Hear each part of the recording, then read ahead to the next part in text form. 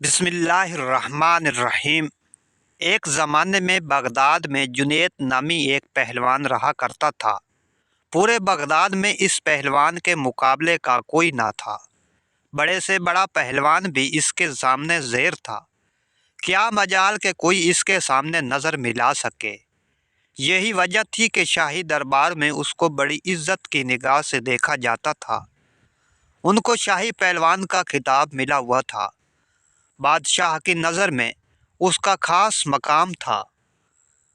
ایک دن جنید پہلوان بادشاہ کے دربار میں اراکین سلطنت کے ہمراہ بیٹھا ہوا تھا کہ شاہی محل کے صدر دروازے پر کسی نے دستک دی۔ خادم نے آ کر بادشاہ کو بتایا کہ ایک کمزور ناتواں اجنبی شخص دروازے پر کھڑا ہے، جس کا بوسیدہ لباس ہے کمزوری کا یہ عالم ہے کہ زمین پر کھڑا ہونا مشکل ہو رہا ہے۔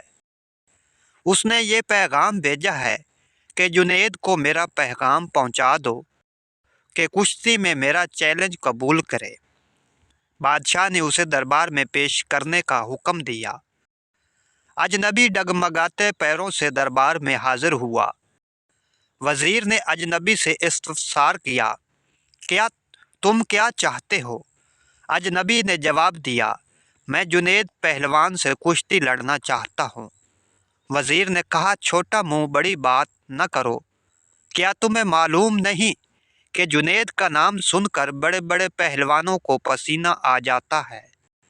پورے شہر میں اس کے مقابلے کا کوئی نہیں، اور تم جیسے کمزور شخص کا جنید سے کشتی لڑنا تمہاری ہلاکت کا سبب بھی ہو سکتا ہے۔ اجنبی نے کہا کہ جنید پہلوان کی شہرت ہی مجھے کھینچ کر لائی ہے، اور میں آپ کو یہ ثابت کر کے دکھاؤں گا کہ جنید کو شکست دینا ممکن ہے۔ میں اپنا انجام جانتا ہوں۔ آپ اس بحث میں نہ پڑیں، بلکہ میرے چیلنج کو قبول کیا جائے۔ یہ تو آنے والا وقت بتائے گا کہ شکست کس کا مقدر ہوتی ہے۔ جنید پہلوان بڑی حیرت سے آنے والے اجنبی کی باتیں سن رہا تھا۔ بادشاہ نے کہا، اگر سمجھانے کے باوجود یہ باضد ہے تو اپنے انجام کا یہ خود ذمہ دار ہے، لہٰذا اس کا چیلنج قبول کر لیا جائے۔ بادشاہ کا حکم ہوا، اور کچھ ہی دیر کے بعد کشتی کی تاریخ اور مقام کا اعلان کر دیا گیا۔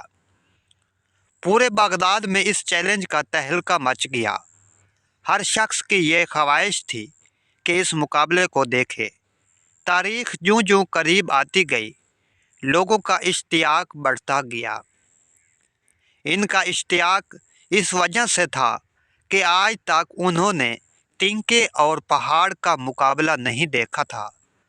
دور دراز ملکوں سے بھی سیاح یہ مقابلہ دیکھنے کے لیے آنے لگے۔ جنید کے لیے یہ مقابلہ بہت پر اصرار تھا، اور اس پر ایک انجانی سی ہیبت طاری ہونے لگی۔ انسانوں کا ٹھاٹھے مارتا سمندر شہر بغداد میں امڈ آیا۔ جنید پہلوان کی ملک گیر شہرت کسی تعارف کی محتاج نہ تھی۔ اپنے وقت کا مانا ہوا پہلوان آج ایک کمزور اور ناتواں انسان سے مقابلے کے لیے میدان میں اتر رہا تھا۔ اکھاڑے کے اطراف لاکھوں انسان کا ہجوم موجود تھا۔ بادشاہ وقت اراکین سلطنت کے ہمراہ اپنی کرسیوں پر برجمع ہو چکے تھے۔ جنید پہلوان بھی بادشاہ کے ہمراہ آ گیا تھا۔ سب لوگوں کی نگاہیں اس پر اصرار شخص کی منتظر تھی جس نے جنید جیسے نامور پہلوان کو چیلنج دے کر پوری سلطنت میں تہلکہ مچا دیا تھا۔ مجمع کو یقین نہیں آ رہا تھا کہ اجنبی مقابلے کے لیے آئے گا، تاہم لوگ شدت سے اس کا انتظار کرنے لگے۔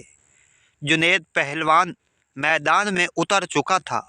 اس کے حامی لمحہ بہ لمحہ نعرے لگا کر حوصلہ بلند کر رہے تھے کہ اچانک وہ اجنبی لوگوں کی صفوں کو چیرتا ہوا اکھاڑے میں پہنچ گیا۔ ہر شخص اس کمزور اور ناتواں شخص کو دیکھ کر حیرت میں پڑ گیا کہ یہ جو شخص جنید کی ایک پھونک سے اڑ جائے گا، اس سے مقابلہ کرنا دانشمندی نہیں، لیکن اس کے باوجود سارا مجمع دھڑکتے دل کے ساتھ اس کشتی کو دیکھنے لگا۔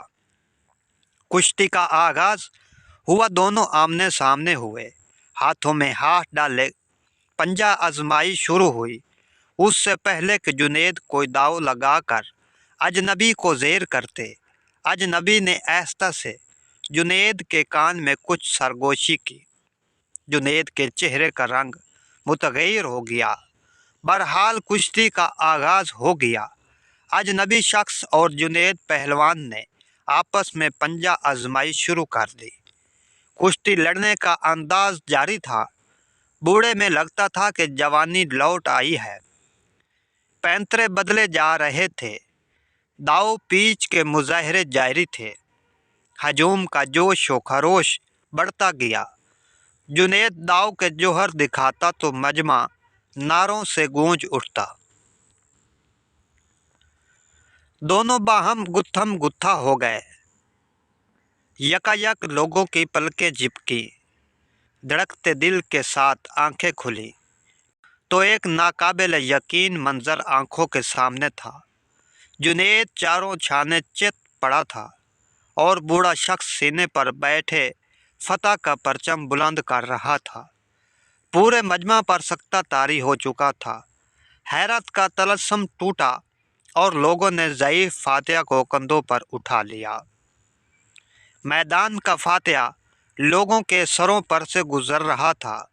ہر طرف انعام و اکرام کی بارش ہونے لگی۔ ضعیف فاتحہ پہلوان بیش بہا قیمتی انعامات لے کر اپنے مسکن کی طرف چل دیا۔ اس شکست سے جنید کا وقار لوگوں کے دلوں سے ختم ہو چکا تھا۔ ہر شخص انہیں حقارت سے گزر رہا تھا۔ زندگی بھر لوگوں کے دلوں پر سکہ جمانے والا آج انہی لوگوں کے تانے سن رہا تھا۔ ضعیف پہلوان کو شاہی دربار سے مکمل انعام و اکرام ادا کر دیا گیا، تاہم بادشاہ وقت کو جنید کے بوڑھے سے شکست ہضم نہیں ہو رہی تھی۔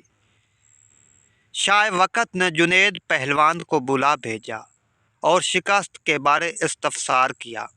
جنید تم نے ہمیں شرمندہ کر دیا، اپنے شاہی وقار اور عظمت کو پاش کر دیا ہے، کیا تم بک گئے تھے؟ جنید بغدادی خاموش رہے۔ بادشاہ نے اونچی آواز میں سچ بولنے کا حکم دیا۔ جنید بغدادی نے شاہ سے دست بدست عرض کی، جناب والا، میں جرمانہ ادا کرنے کو تیار ہوں، مگر کچھ نہ پوچھیں تو بہتر ہے۔ تاہم بادشاہ نے سختی سے حکم دیا، سب سچ بیان کیا جائے۔ جنید پہلوان نے عرض کی، ہاں حضور، میں جان بوجھ کر ہارا ہوں۔ یہ سچ ہے کہ اپنے شاہی وقار کو پاش کیا ہے۔ مقابلے میں ہار کر جو بے عزتی کا سودا کیا ہے، اس کے سامنے بڑے بڑے رتبے حیج ہیں۔ آج سے پہلے اتنا قابل فخر سودا کبھی نہیں کیا۔ یہ تو بہت ہی سستا سودا کیا ہے کہ جس کا منافع شمار سے باہر ہے۔ مجھے اپنی ہار پر کوئی شرمندگی نہیں ہے۔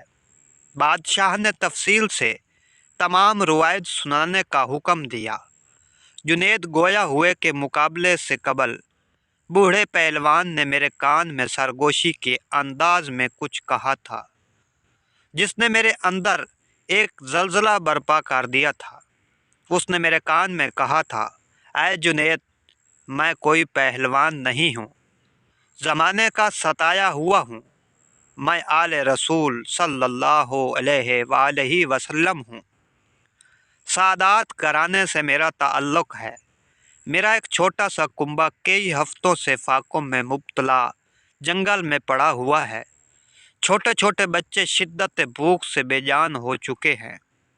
خاندانی غیرت کسی سے دست سوال نہیں کرنے دیتی۔ رسول زادیوں کے جسم پر کپڑے پھٹے ہوئے ہیں۔ بڑی مشکل سے یہاں تک پہنچا ہوں۔ میں نے اس امید پر تمہیں کشتی کا چیلنج دیا ہے کہ تمہیں حضور اکرم सल्लल्लाहु अलैहि वसल्लम के घराने से अकीदत है। आज ख़ानदान नबूवत की लाज रख लीजिए। मैं वादा करता हूँ कि आज अगर तुमने मेरी लाज रखी तो कल मैदान मैशर में अपने नाना जान से अर्ज़ करके फ़तह व कामरानी का ताज तुम्हारे सर पर रखवाऊँगा। तुम्हारी मुल्कगीर शोहरत और एजाज़ की एक कुर्बानी ख़ानदान नबूवत के सूखे हुए चेहरों की शादाबी के लिए काफ़ी होगी। तुम्हारी ये कुर्बानी कभी भी ज़ाया नहीं होने दी जाएगी। अजनबी शख्स के ये चंद जुमले मेरे जिगर में उतर गए। मेरा दिल घायल और आंखें अश्कबार हो गईं। सैयदजादे की इस पेशकश को फ़ौरन कबूल कर लिया और अपनी आलमगीर शोहरत, इज़्ज़त व अज़मत आले रसूल सल्लल्लाहु अलैहि वसल्लम पर कुर्बान करने में एक लम्हे की ताख़ीर न की। फ़ौरन फ़ैसला कर लिया कि इससे बढ़कर मेरी इज़्ज़त नामूस का और कौन सा मौका हो सकता है कि दुनिया की इस महदूद इज़्ज़त को ख़ानदान नबूवत की उड़ती हुई खाक पर कुर्बान कर दूँ। अगर बनी हाशम के घराने की मुरझाई हुई कलियों की शादाबी के लिए मेरे जिस्म का खून काम आ सकता है तो जिस्म का एक एक कतरा तुम्हारी खुशहाली के लिए देने के लिए तैयार हूँ। जुनैद इतना कहकर खामोश हो गए। बादशाह को भी चुप लग गई। हाथ के इशारे से जुनैद को रुखसत हो जाने का कह दिया। रात हो चुकी थी। लोग अपने अपने घरों को जा चुके थे।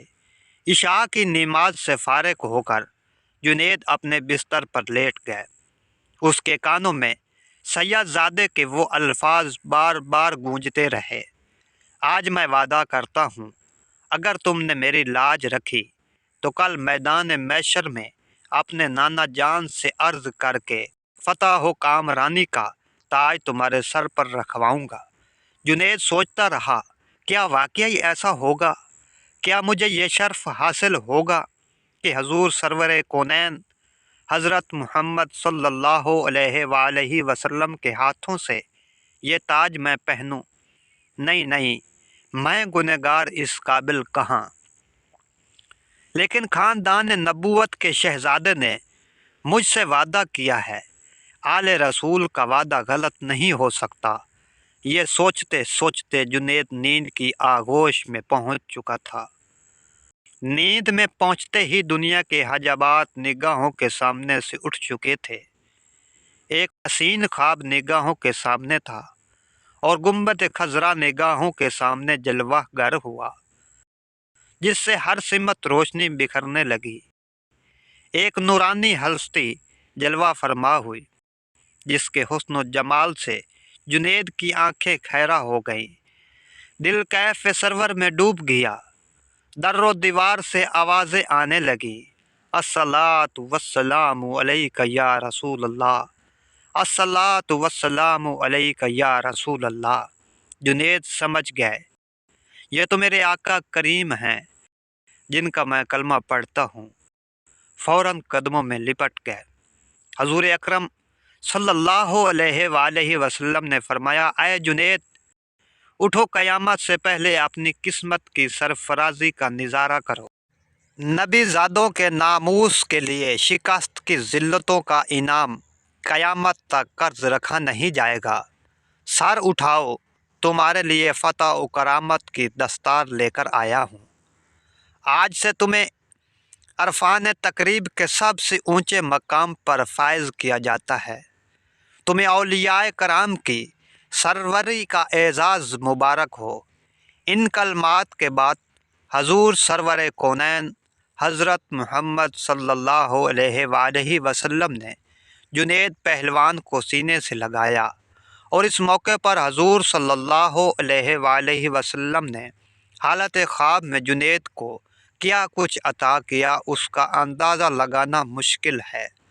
इतना अंदाज़ा ज़रूर लगाया जा सकता है कि जब जुनैद नींद से बेहदार हुए तो सारी कायनात चमकते हुए आईने की तरह इनकी निगाहों में समा चुकी थी। हर एक के दिल जुनैद के कदमों पर निसार हो चुके थे। بادشاہ وقت نے اپنا قیمتی تاج سر سے اتار کر ان کے قدموں میں رکھ دیا تھا۔ بغداد کا یہ پہلوان آج سید طائفہ سیدنا حضرت جنید بغدادی رحمۃ اللہ علیہ کے نام سے سارے عالم میں مشہور ہو چکا تھا۔ ساری کائنات کے دل ان کے لیے جھک گئے تھے۔ اللہ پاک سے دعا ہے ہمیں اللہ والوں کی محفلوں میں بیٹھنے کی توفیق عطا فرمائے۔ اگر ویڈیو اچھی لگے تو میرے چینل کو ضرور سبسکرائب کر دیں۔ اللہ حافظ۔